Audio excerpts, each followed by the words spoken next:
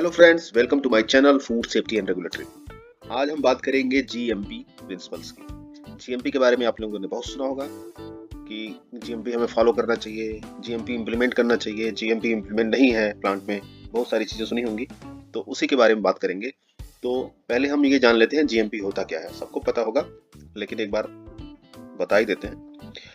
तो GMP good manufacturing practices is the aspect of quality assurance that ensure that the products are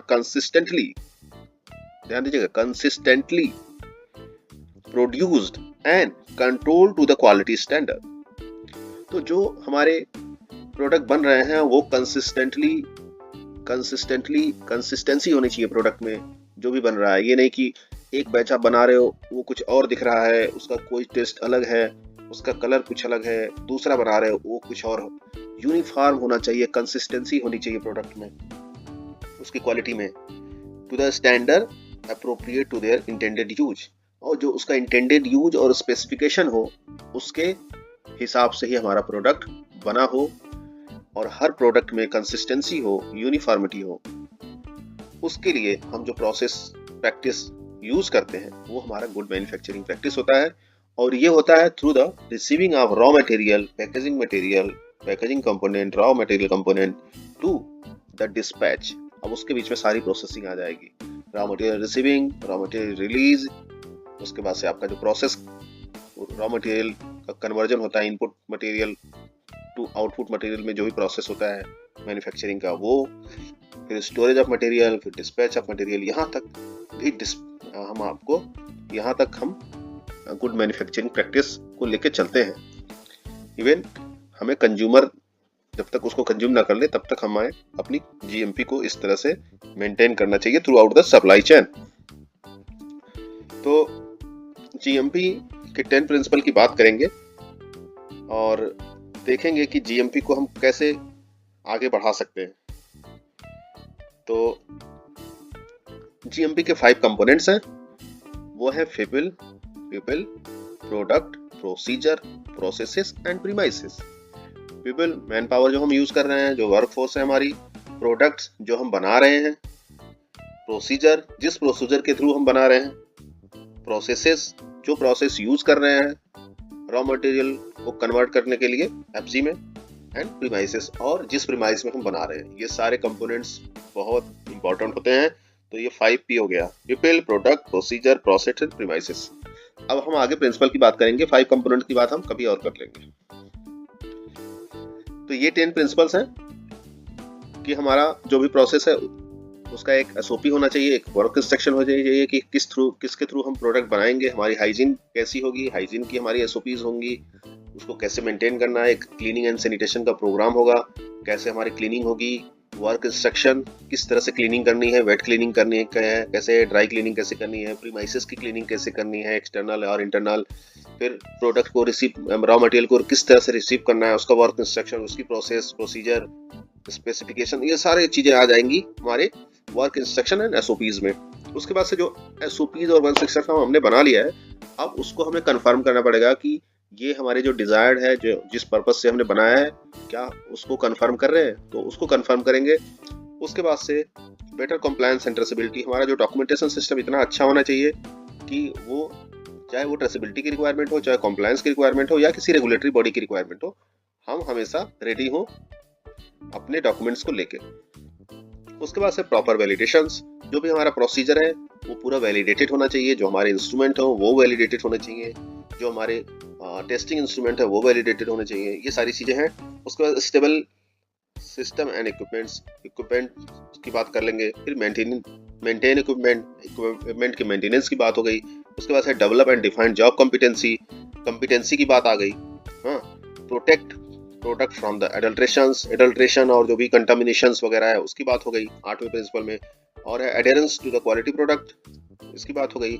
और ensure compliances, सारी compliance को ensure करना। ये सारी प्रिंसिपल हम आगे एक करके देखेंगे। तो defining and creating standard operating procedure SOPs, defining procedure और वर्क इंस्ट्रक्शन, प्रोसीजर और वर्क इंस्ट्रक्शन डिफाइन कर देंगे एक रोड मैप बना के, क्या हमारा प्रोसेस है, प्रोडक्ट जो हम बना रहे हैं उसकी एसओपीज क्या होगी, उसका प्रोसीजर क्या होगा, उसको किस तरह से बनाएंगे ताकि जो कंसिस्टेंसी हो प्रोडक्ट की वो निकल के आए, और उसके बाद से उस प्रोसेस को, उस रिटर्न प्रोसीजर को हम री इंश्योर कर लेंगे कि जो बना है वो सही बना है कि नहीं बना है।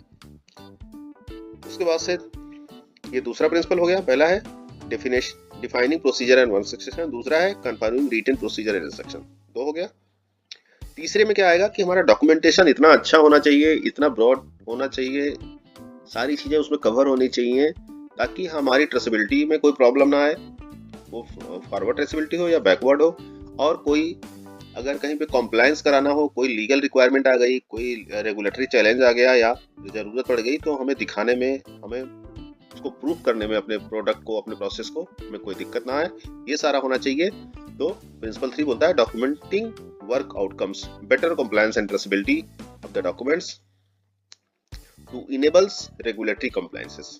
प्रिंसिपल 4 क्या बोलता है? Validating the SOPs effectiveness, means कि हमारा जो एसओपी की इफेक्टिवनेस है वो पूरा वैलिडेटेड होना चाहिए, उसका मतलब एक एक स्टेप वैलिडेटेड होना चाहिए। अब हमारा जो प्रोसेस वैलिडेशन है यही करता है, क्या करता है, हमारे हर प्रोसेस स्टेप को वैलिडेट करता है कि मिक्सिंग की टाइम 10 मिनट है तो वो वैलिडेटेड होना चाहिए कि हाँ 10 मिनट है, हमारा हीटिंग का टाइम 20 मिनट है तो हाँ वैलिडेटेड है, हीटिंग का टेम्परेचर अगर 90 है तो 90 क्यों है वो भी वैलिडेटेड होना चाहिए। तो एक एक स्टेप्स, हमारा क्लीनिंग का प्रोसीजर 1.5 घंटे की क्लीनिंग है, स्टेप्स जो क्लीनिंग के हैं वो डिफाइंड है, सब कुछ आपका डिफाइंड होना चाहिए और वैलिडेटेड होना चाहिए on the basis of risk assessment और जो आपका प्रोडक्ट स्पेसिफिकेशन रिक्वायरमेंट्स है। तो validating the SOP effectiveness. Principle 5 बोलता है properly defining and designing of equipments construction facilities. तो स्टेबल सिस्टम एंड इक्विपमेंट होना चाहिए। तो हमारा जो फैसिलिटी है, जैसे कि एफएसएस, हम किसी भी रेगुलेटरी बॉडी को फॉलो करते हैं, तो जैसे हम फूड में क्या एफएसएसएआई को फॉलो करते हैं इंडिया में, तो इंडिया में एफएसएसएआई को फॉलो करते हैं। एफएसएसएआई का शेड्यूल 4 क्या बोलता है? वो बेसिक एक बेस तैयार करता है हमारी जीएमपी के लिए।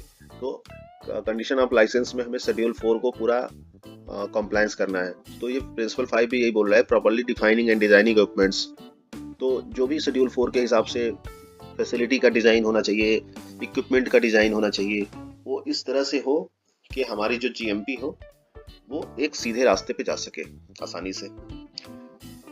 तो into the design of development and companies building and equipments, तो इंफ्रास्ट्रक्चर, ड्रेन, पाइपलाइंस, यूटिलिटी की फैसिलिटी, पेस्ट कंट्रोल, जितनी भी पीआरपीज हैं वो सारी वेल मेंटेन होनी चाहिए।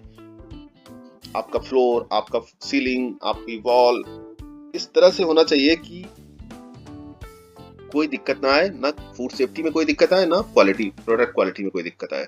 इस तरह से होना चाहिए, ना कि क्लीनिंग में कोई दिक्कत आए।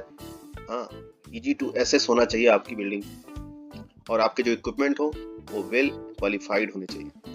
प्रिंसिपल 6 क्या बोलता है? Maintaining facilities and equipments. अब आपने डिजाइंस, इक्विपमेंट्स सारा कुछ कर दिया, लेकिन उसको मेंटेन करना भी तो जरूरी है। तो प्रिंसिपल 6 क्या बोलता है कि जो आपने फैसिलिटी डिजाइन कर रखी है, जो आपने इक्विपमेंट डिजाइन कर दिए हैं, उसको मेंटेन रखना। मेंटेन कब करोगे आप?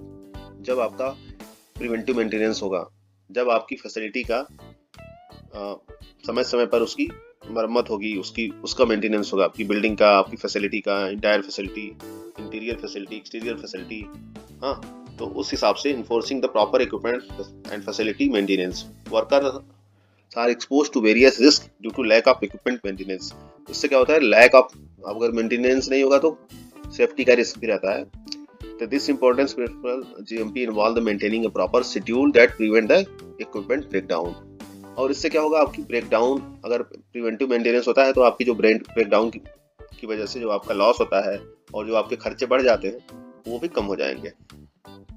उसके बाद आते हैं प्रिंसिपल 7 पे, डेवलपिंग जॉब कॉम्पिटेंसी। कॉम्पिटेंसी बहुत जरूरी है। अगर कोई ऑपरेटर कोई मशीन ऑपरेट कर रहा है तो that person should be enough competent to handle that job work. वैसे ही अगर कोई लैब का में अगर आपका केमिस्ट या क्वालिटी एग्जीक्यूटिव या क्वालिटी ऑफिसर अगर आपका कोई एनालिसिस कर रहा है तो he should be enough competent to perform that particular testing. तो ये सारी चीजें होनी चाहिए, ताकि कॉम्पिटेंसी कहाँ से आएगी? ट्रेनिंग से। whether it is a classroom training, whether it is a practical training, whether it is a any kind of training। तो ट्रेनिंग बहुत जरूरी है, ट्रेनिंग के थ्रू हम कॉम्पिटेंसी को बढ़ा सकते हैं। उसके बाद है प्रिंसिपल 8 प्रिवेंटिंग कंटामिनेशन और प्रिवेंटिंग एडल्ट्रेशन।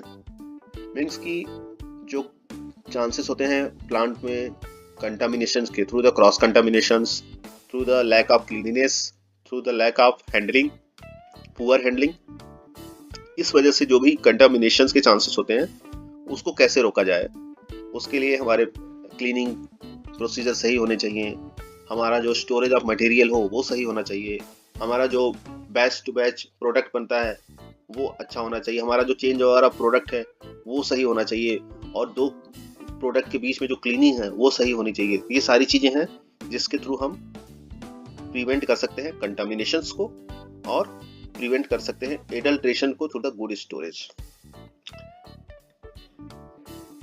तीसरा आता है 9वां principle, assuring quality control, adherence to the quality control. Quality control के लिए हमें एडहेर होना चाहिए, हमें हमारी आदत होनी चाहिए कि क्वालिटी हमारे दिमाग में होनी चाहिए, हमारी सोच में होनी चाहिए। This principle entails incorporating quality direct into all production phase by the putting clearly defined control in place and preserving accurate, timely records. Each product goes through a series of product line process before it is called the final product. कोई भी product final product बनने से पहले वो different stages से निकल के आता है। इंटरमीडिएट प्रोडक्ट बनता है, रॉ मटेरियल से इंटरमीडिएट प्रोडक्ट बनता है, फिर फाइनल प्रोडक्ट बनता है। तो जितने भी प्रोसीजर हैं हमारे सारे डिफाइंड होने चाहिए। सब प्रोडक्ट प्रोसेस का हमारे पास डेटा होना चाहिए और एक एक प्रोसीजर अच्छे से इम्प्लीमेंट होने चाहिए ताकि हम फाइनल प्रोडक्ट को जो हमारा स्पेसिफिकेशन है, जो हमारा डिजायर्ड है, उसके थ्रू हम निकाल सकें। तो क्वालिटी कंट्रोल बहुत जरूरी है, whether it is physical testing, microbiological testing और केमिकल टेस्टिंग, जो भी उसका स्पेसिफिकेशन है उसके थ्रू होना चाहिए। उसके बाद से कंडक्टिंग प्लांट ऑडिट्स, तो इंश्योर कंप्लायंसेस। कंप्लायंस हमारा, हम सब चीज सही कर रहे हैं, हमारा कंप्लायंस है, हम कैसे इंश्योर करेंगे? Through the audit. ऑडिट क्या होगा? एक होगा फर्स्ट पार्टी ऑडिट, मतलब हम खुद अपनी ऑडिट कर ले। दूसरा होगा सेकेंड पार्टी ऑडिट कि हमारा कोई क्लाइंट है आके हमें चेक कर ले कि हम सही से प्रोडक्ट बना रहे हैं कि नहीं बना रहे हैं जिसको हम बेच रहे हैं। तीसरा है कि हम थर्ड पार्टी ऑडिट करा लें, वहाँ पे ऑडिट आके हमारा ऑडिटर चेक करेगा और हमारे फूड सेफ्टी और हमारी क्वालिटी सिस्टम को वैलिडेट कर लेगा थ्रू द देयर ऑडिट। तो इसके थ्रू हम अपने आप को चेक कर सकते हैं कि हम किस स्पीड में और किस दिशा में जा रहे हैं, सही दिशा है कि नहीं, हमारी जो करंट गुड मैन्युफैक्चरिंग प्रैक्टिस है वो सही है कि नहीं सही है। तो ये है जीएमपी के 10 प्रिंसिपल। उम्मीद है आपको समझ में आ गया होगा। अगर आपको कोई सवाल होगा तो आप मेरे से कमेंट बॉक्स में पूछ सकते हैं, और अगर आपको ये वीडियो अच्छी लगी होगी तो प्लीज़ मेरे चैनल को सब्सक्राइब करिए, अपना प्यार दीजिए, और भी अगर आपको कोई वीडियो किसी टॉपिक पे चाहिए होगा तो मुझे बताइएगा। थैंक यू, जय हिंद।